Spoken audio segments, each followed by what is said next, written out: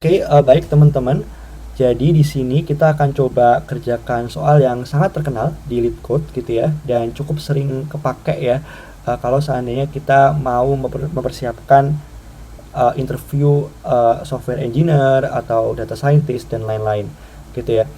Nah, jadi soalnya itu adalah TUSAM ya.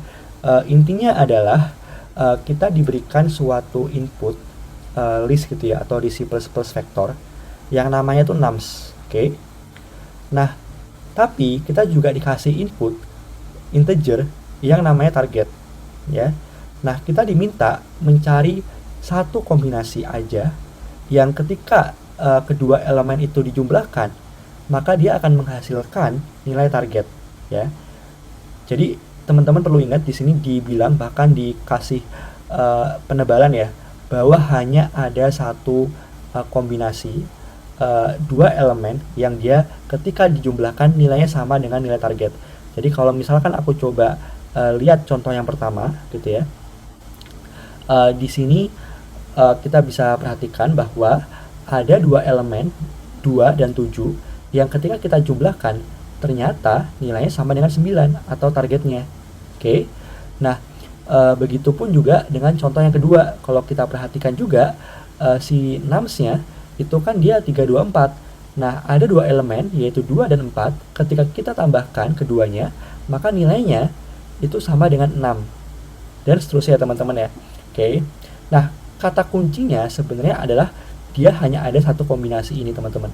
Ini kunci untuk menyelesaikan permasalahan ini secara efisien gitu ya. Walaupun ada cara yang kurang efisiennya. Jadi sebenarnya untuk menyelesaikan problem atau permasalahan ini kita bisa pakai beberapa cara ya.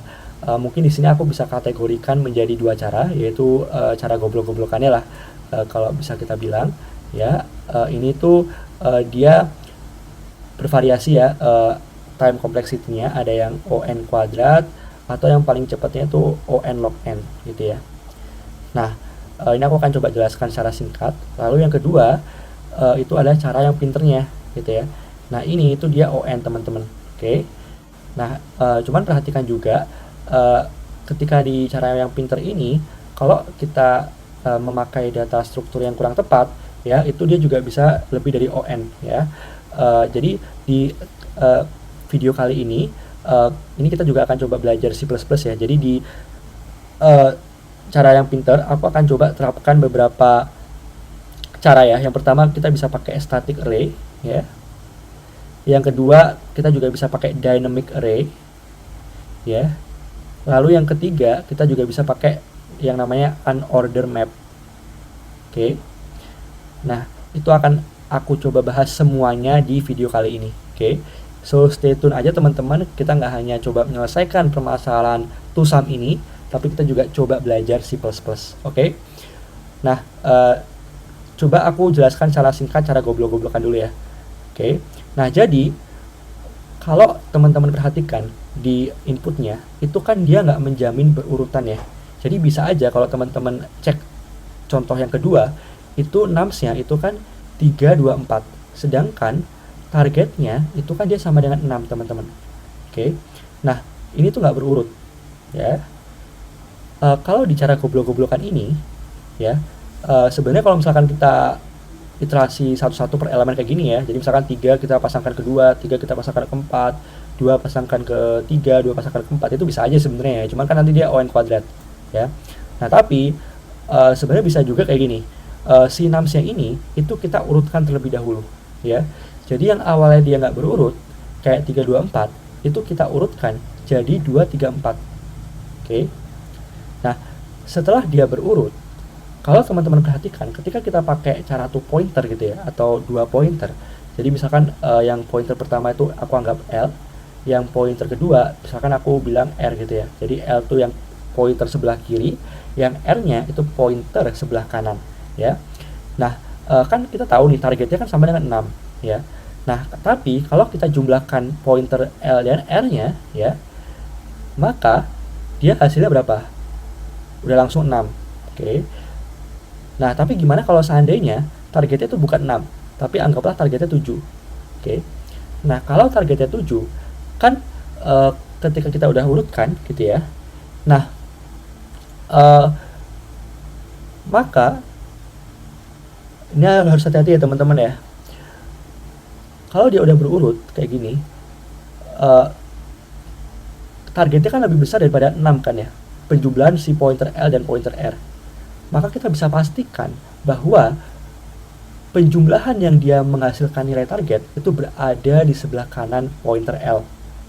Itu udah bisa kita pastikan ya, karena dia kurang dari si targetnya. Berarti pasti, karena dia udah berurut ya ini ya, pasti si elemen-elemen yang ketika dijumlahkan menghasilkan nilai target itu ada berada di sebelah kanan dari si 2 ini atau pointer L. Oke. Tapi kalau seandainya nih ya teman-teman, si targetnya itu dia 5, anggaplah bukan 7 ya, tapi misalkan 5. Oke.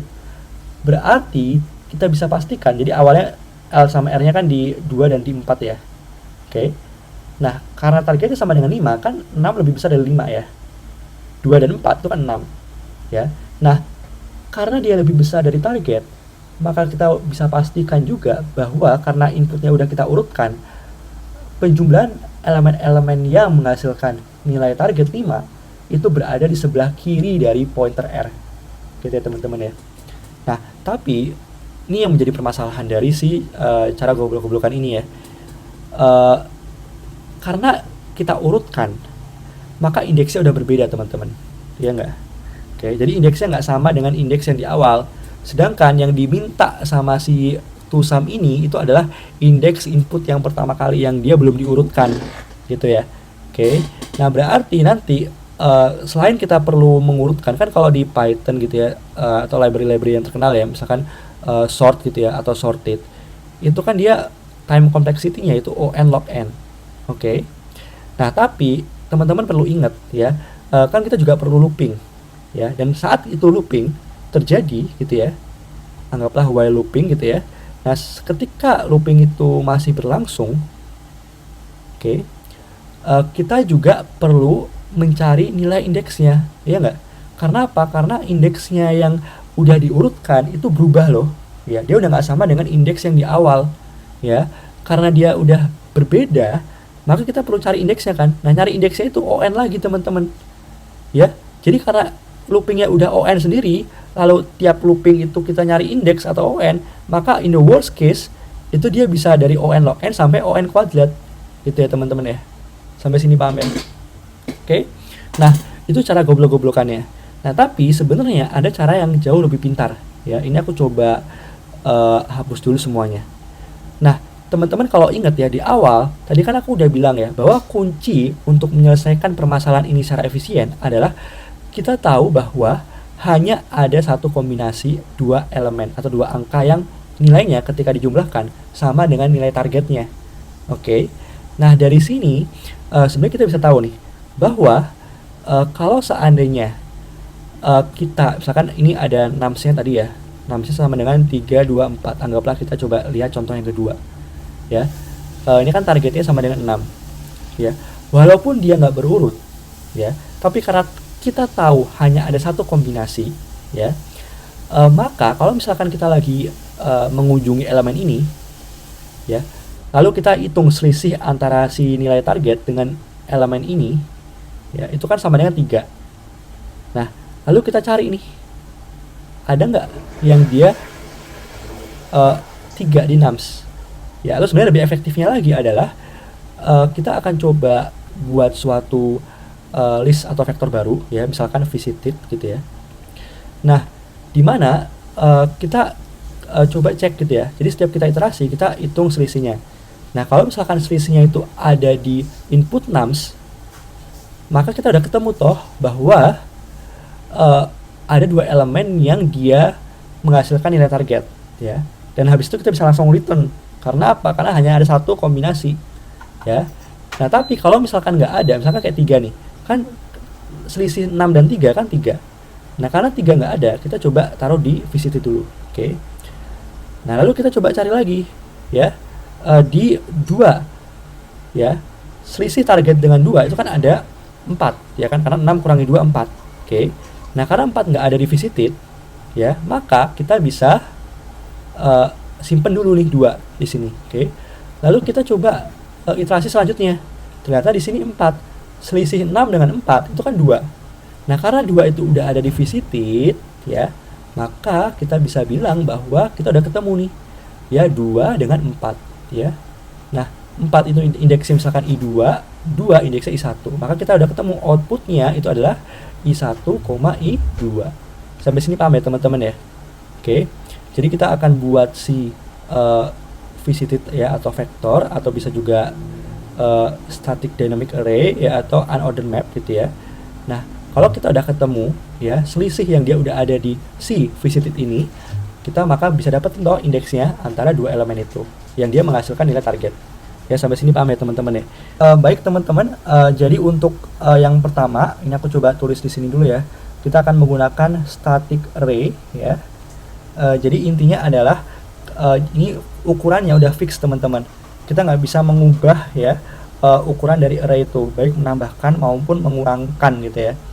Nah, caranya gimana?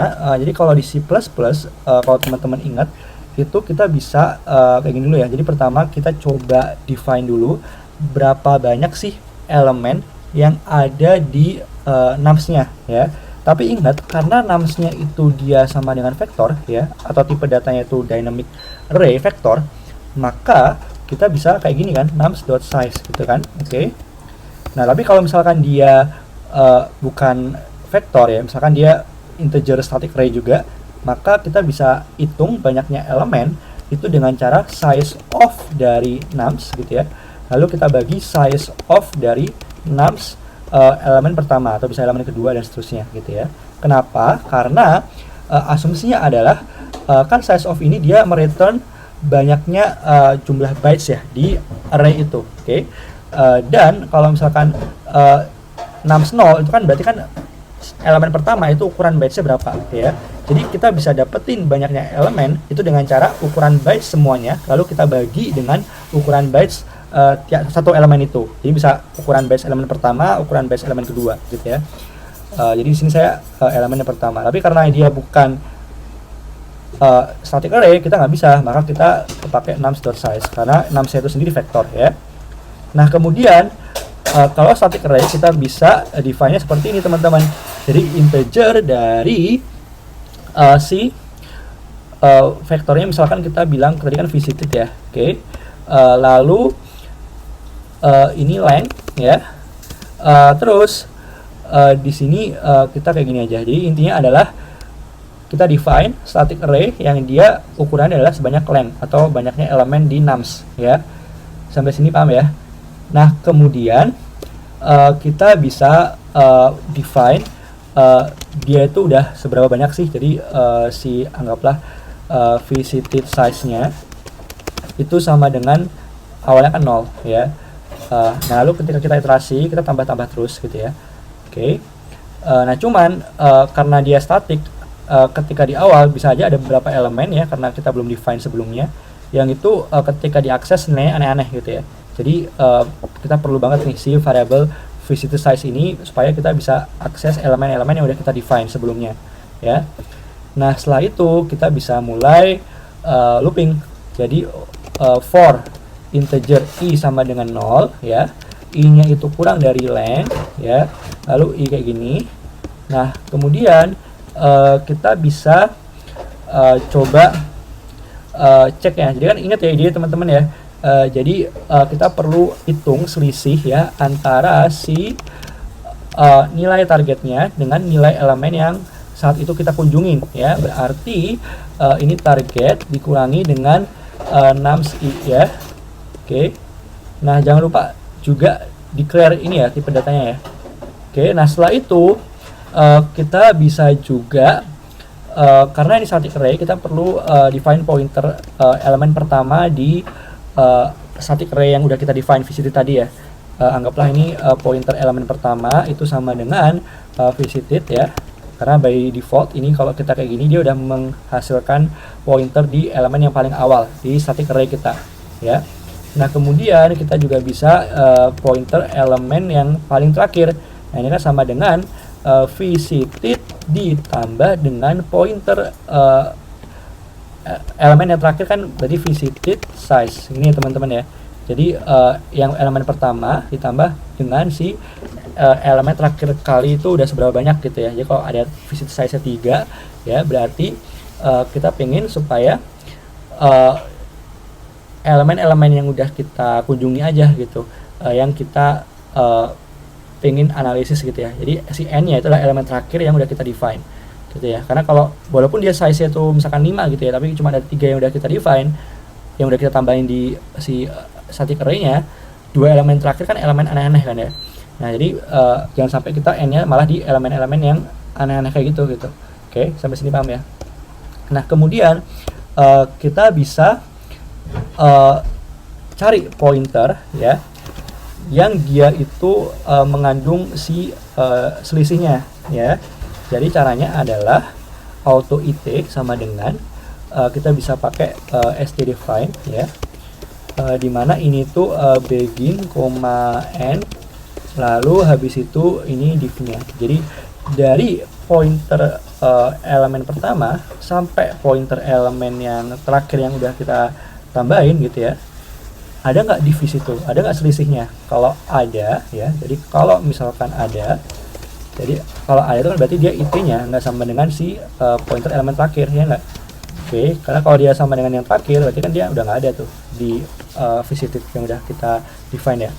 Nah, berarti ini tuh sama dengan kita bisa definisikan si indeksnya ya, karena kan ini masih pointer nih, dia belum indeks ya. Ya, bedakan antara object pointer dengan integer index ya. Itu suatu hal yang berbeda ya.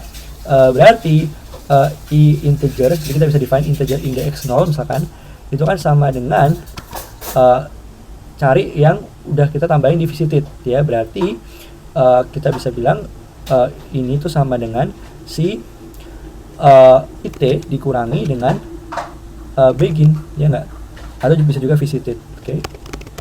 Ya. Nah, terus kalau misalkan kita ini kan baru indeks yang tadi ya, yang selisih yang ada di visited. Nah, maka nanti return-nya itu adalah, karena dia mintanya vektor ya di sini ya, berarti std vektor, maaf ini titik 2 vektor, lalu ini integer gitu ya. Nah, idx 0 baru dia idx kayak gitu ya teman-teman ya. Maaf, kok idx, visited size. Oke. Nah, jangan lupa titik koma ya. Nah, kemudian else-nya itu kalau misalkan dia nggak ada atau belum ada gitu ya di visited, maka kita perlu istilahnya menambahkan elemen yang udah kita kunjungi ke visited ya kan, sesuai yang tadi aku jelasin ya. Berarti visited dari si visited size ya, itu akan sama dengan si nums I. Oke. Nah, baru habis itu kita tambahin visited size-nya ya, itu dengan 1 kan ya. Oke. Nah, setelah itu jangan lupa kita perlu return dummy ya di sini ya. Oke.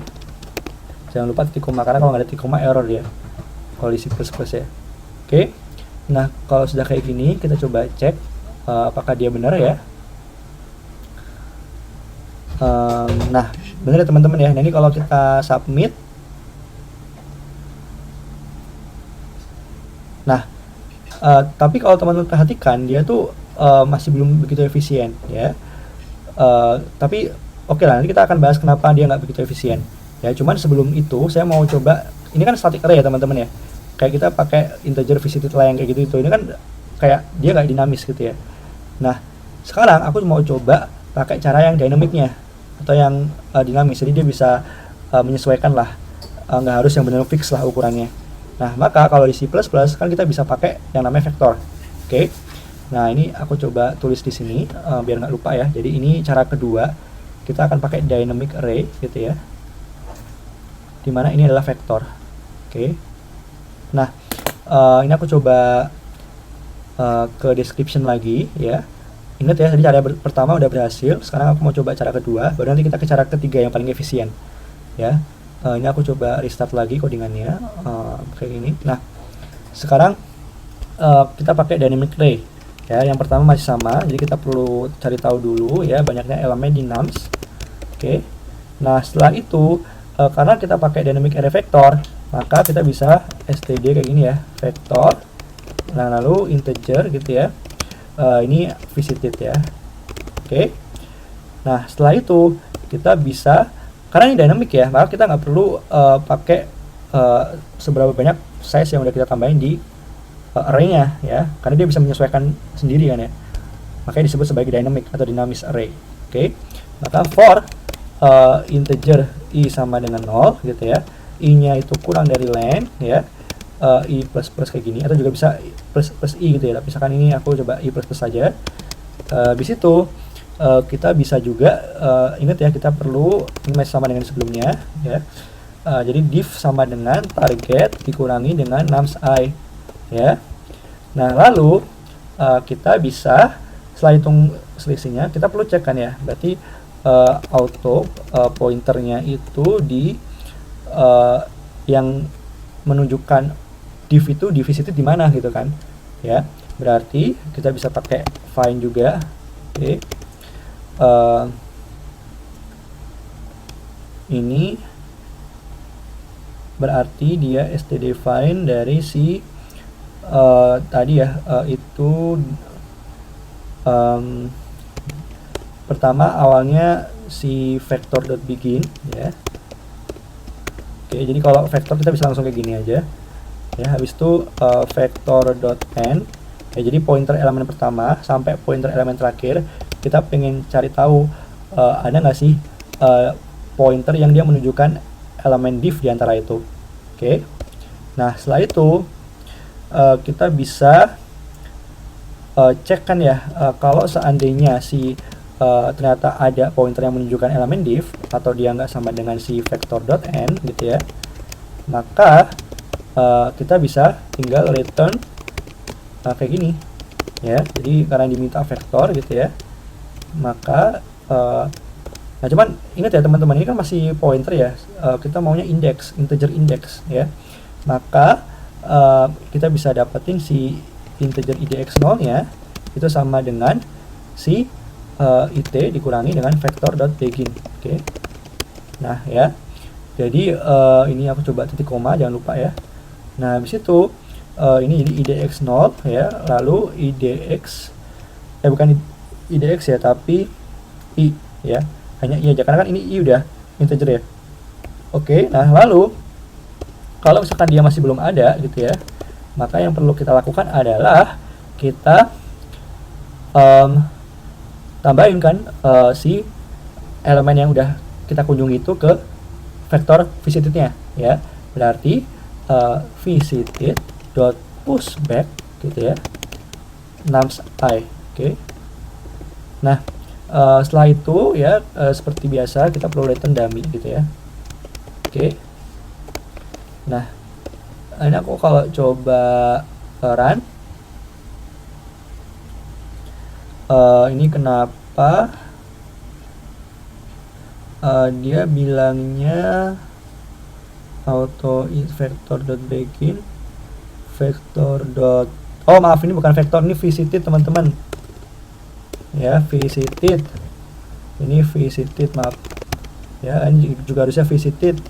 Oke. Nah visited oke, coba kita cek dulu deh. Oh ini juga visited ya, bukan vektor. Jadi kenapa malah vektor ya, ini kan udah kita define visited. Oke. Nah oke gitu ya teman-teman ya. Nah kalau teman-teman perhatikan, ini sebenarnya masih kurang efisien teman-teman ya. Kenapa? Karena gini, karena kalau teman-teman perhatikan di codingannya ya, itu kan kita ketika looping, ingat ya loopingnya sendiri itu udah on ya. Maaf ini aku jangan di sini nulisnya deh, aku nulisnya misalkan di sini aja biar jelas ya, di sini aja.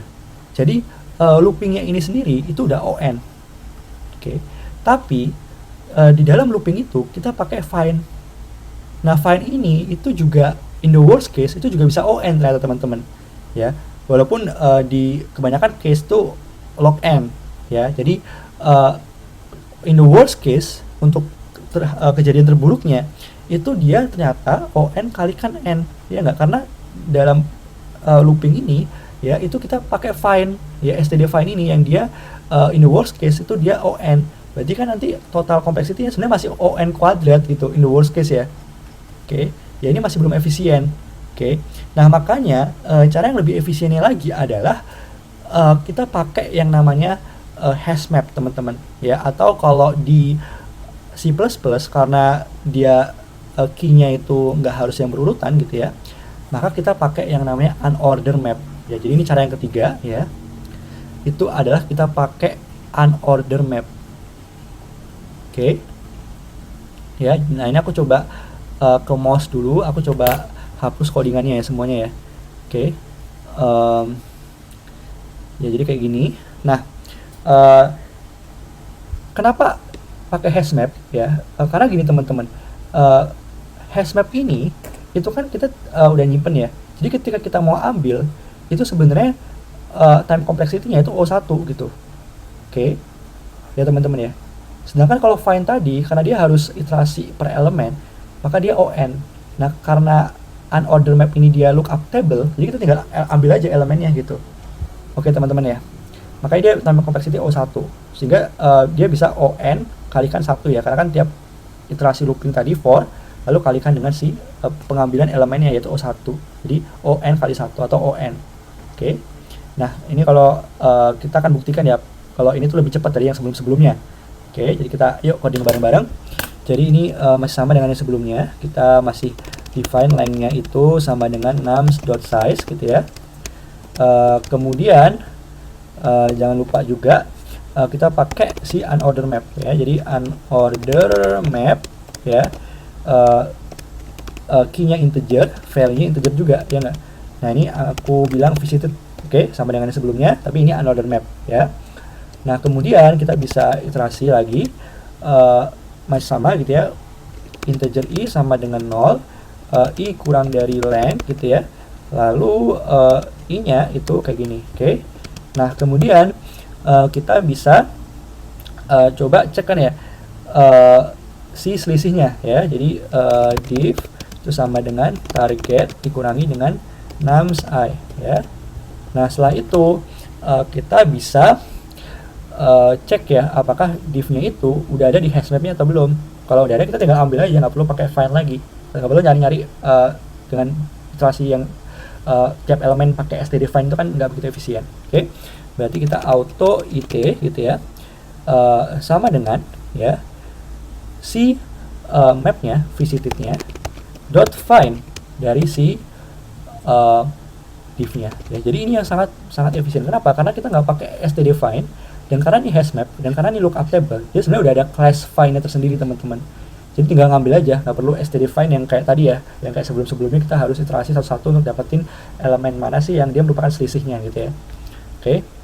Nah setelah itu kita bisa cek ya, kalau seandainya it itu dia nggak sama dengan si visited.n, berarti ada kan ya, maka kita bisa tinggal return.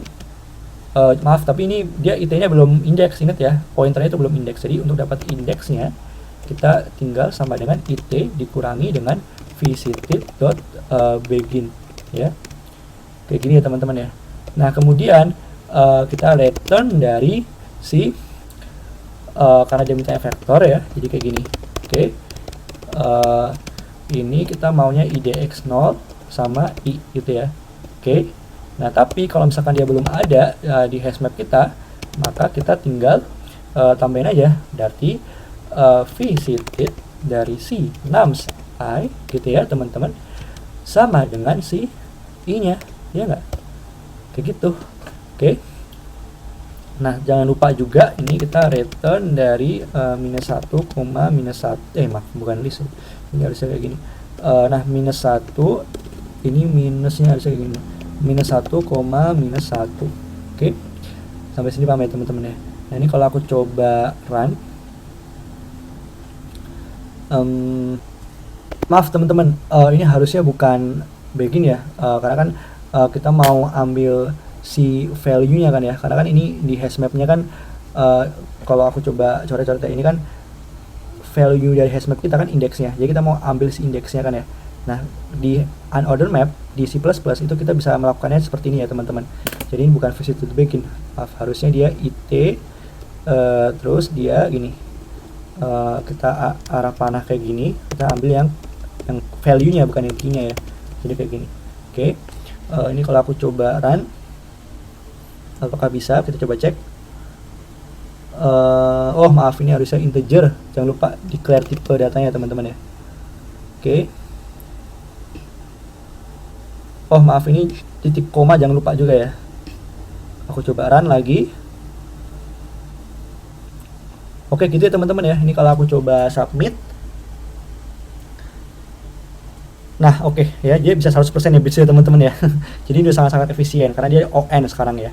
Oke, sekian dulu dari saya teman-teman. Semoga dengan ini kita juga bisa belajar problem solving dan juga belajar C++ ya. Karena tadi kita udah explore beberapa cara gitu ya, dari yang kurang efisien sampai yang paling efisien. Oke, thank you teman-teman. Sampai jumpa di video berikutnya.